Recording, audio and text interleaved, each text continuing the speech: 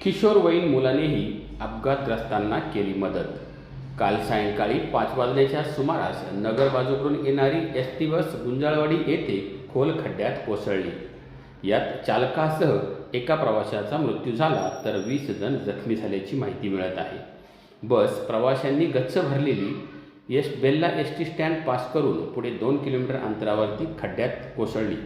अपघात इतका भयानक होता की बसच्या दर्शनी भागाचा पूर्णपणे चक्काचूर झाला असून एसटी चालकासह एका प्रवाशाचा मृत्यू झाला आहे तर 20 प्रवासी जखमी झाले आहेत। मोहम्मद सलीम मोहम्मद युसुफ वय वर्ष 40 राहणार चांदूस बाजार जिल्हा अमरावती असे मृत चालकाचे नाव असून प्रशांत साईनाथ होनशेटे वय 27 वर्ष राहणार बेलारा तालुका उमरी जिल्हा नांदेड असे मृत प्रवाशाचे नाव आहे। इतर जखमींना आळेफाटा येथील वेगवेगळ्या खाजगी रुग्णालयामध्ये उपचार घेत आहे तर ज्यांची प्रकृती चिंताजनक आहे अशा रुग्णांना पुढील उपचारासाठी पुणे येथे नेल्याचेही समजत आहे। घटनास्थळी स्थानिक ग्रामस्थ आणि तरुणांच्या तत्परतेमुळे सर्व प्रवाशांना तातडीने खिडक्या फोडून बाहेर काढण्यात आले।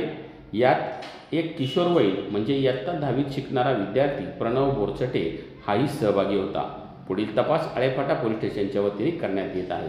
पहा अपघाताची स्थिती व त्या ठिकाणी काय घडले सांगत आहे प्रणव भागचंद बोरचटे। आपण ज्या स्पॉटवरती आता उभे आहोत ना, इथं काल भयंकर अशी एक दुर्घटना घडली। भिवंडी आगाराची एसटी ही शेवगाववरून कल्याणच्या दिशेने जात होती आणि त्या एसटीला काल याच वेळेला या ठिकाणी भयानक अशी गर्दी आपल्याला पाहायला मिळत होती। दुःखाचं सावट फार मोठं होतं कारण अपघाताची भयानकता फार मोठी होती। आपण आज या ठिकाणी येण्याचं कारण असं आहे की हा जो मुलगा आहे त्यांनी प्रत्यक्षदर्शी तो अपघात पाहिला होता। तुझं नाव काय आहे? प्रणव भागचंद बोरचटे। कितवीला आहे तू? 10वीला गेलो आता। कसं घडलं होतं सांग बरं। म्हणजे ना पाऊस चालू होता आणि या साईडून एसटी आली अशी डायरेक्ट आणि मी रोड क्रॉस करत होतो तोपर्यंत एसटी ना खूप मागं होती। मी रोड क्रॉस केला आणि इकडे थोडंसं पुढे गेलो तोपर्यंत एसटी आली आणि जागेवर मी अशी एक पलटी मारून डायरेक्ट उलटी पडली।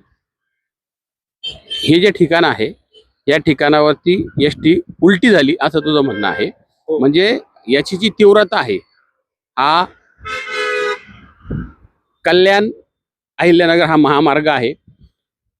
ह्या बाजूला जर पाहिलं तर इकडून बेल्ला गाव आणि बेल्ला गावाच्या दिशेने एसटी इकडे येत होती। या स्पॉटवरती एसटीने इथून खाली मुंडक्याच्या बाजूने खाली गेली आणि ती पलटी झाली। या घटनेमध्ये प्रवासी अधिकृत आकडा आपल्याला येतो आहे की 20 प्रवासी जखमी, एकूण 23 प्रवासी होते असं सांगितलं जातं। परंतु मी कालही या ठिकाणी रिपोर्टिंग केलं तर एसटी मध्ये प्रवासी हे जास्त होते कारण जे प्रत्यक्षदर्शी होते आणि प्रवासी होते मी त्यांच्याही काल बाईट घेतलेले आहे। एसटी मध्ये 40 प्रवासी असावेत असा एक अंदाज आहे। पैकी 20 प्रवासी जखमी आहेत।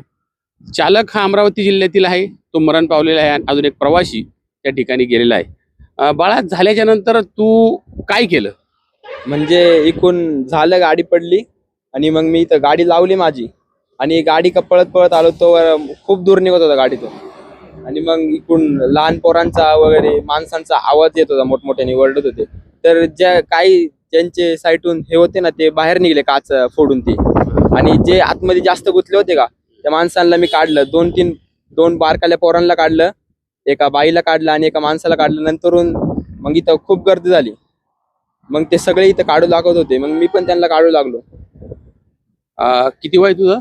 माझं वय 15 वर्षाचा मुलगा आहे। परंतु ज्या वेळेला अपघात घडतो त्यावेळेला त्याच्या धाडसाचं कौतुक केलं पाहिजे। आणि एक गोष्ट काल आपल्याला माणुसकीचं दर्शन या ठिकाणी पाहायला मिळालं ते अशा स्वरूपामध्ये की ही जी शेवगाव कल्याण गाडी होती तिच्याच पाठीमागे दुसरी एसटी बस होती आणि ती अगदी लागून चालत होती। तर त्या एसटी चालकानं आपली बस त्या ठिकाणी थांबवून संपूर्ण प्रवासी आणि तो एसटीचा चालक असेल तो वाहक असेल त्या दोन्ही माणसांनी प्रथमतः खाली गेलेले आहेत।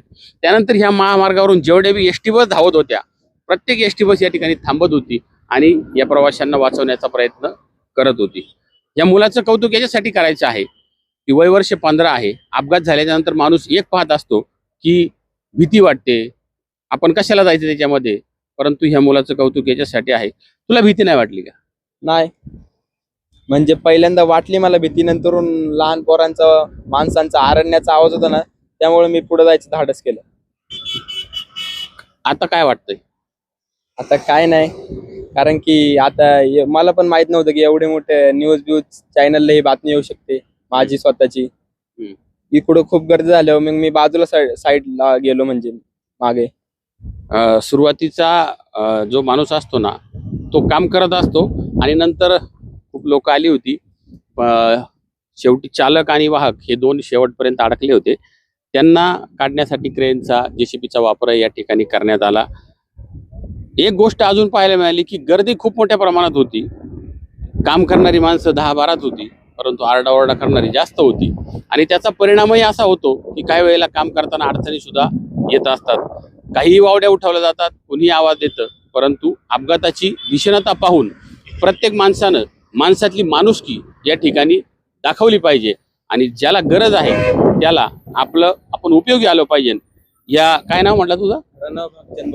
प्रणवचं परत एकदा आपण आभार व्यक्त करूया, कारण इतक्या लहान वयातल्या मुलांनी त्याचं धाडस या ठिकाणी दाखवलेलं आहे. घटना जर घडलेली आहे, आपण रस्त्यावरतीच वाहतो आहोत, रस्त्यावरतीच चालू आहोत, परंतु जे घटना घडली तिला तात्काळ मदत करण्याचं धाडस त्याने दाखवलं, त्याचं मनस्वी आपण आभार मानूया. आणि जी कालची घटना घडली, ही घटना एसटी चालकाला, बऱ्याच ठिकाणी एसटी चालकाला दोष दिला जातो, परंतु तेही म्हणणं चुकीचं आहे.